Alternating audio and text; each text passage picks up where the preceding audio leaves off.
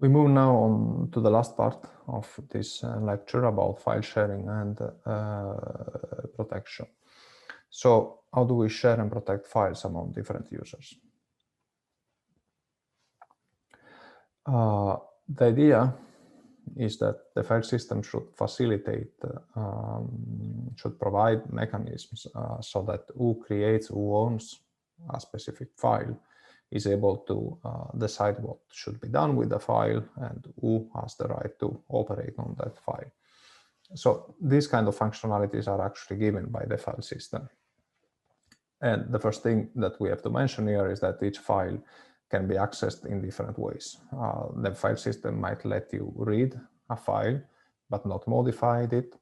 It might actually allow you to modify the file or to execute the file if it's a binary, if it's a program that can be executed, or a script might allow you to append to the file or delete or list all the files in a folder. So how you access files depends on how the operating system allows you to access each specific type of file or directory. So the common way to go is to have three, let's say, big high-level modes of access: read, write, and execute, and three different classes of users. This is what you have in Unix systems. That is what we are using mostly here for our examples. So you can define these read, write, and execute privileges for three different groups. The first one is the owner, okay? And it means that it applies to that the read, write, and execute permissions apply to the owner of the file. Then there is the group. So each file is associated to, can be associated to a group, and a group is a set of users.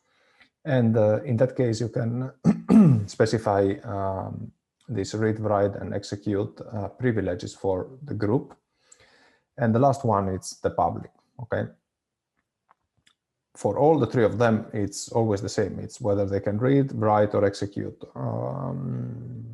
the specific file. Now, which one applies to you depends on who you are. If you are the owner of the file, then what applies to you is the owner access. If you belong to the group, you are not the owner, but you belong to the group that is registered for the file, that is the set of privileges that applies to you. If none of the first two, then it's a public one, okay?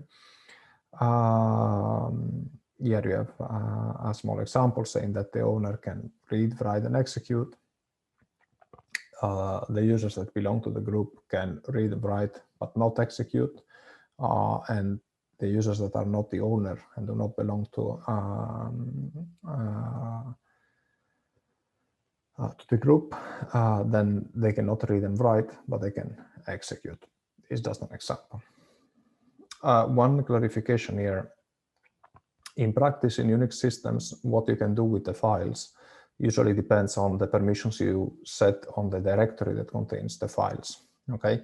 But I don't expect now you to be too specific about these things. If I ask something, if there are exercises about permissions and I show you the different privileges for a file, if you are assuming something on the folder that contains the file and so on, then say it, but otherwise let's just assume that for each file what is applied is the set of permissions you see for the file, which again in Unix system might not always be the case because there are rules about permission set on the folder and what applies to all the files in the in such folder.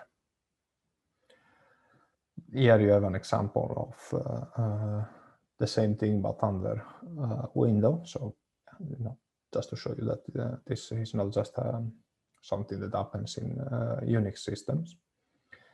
And this is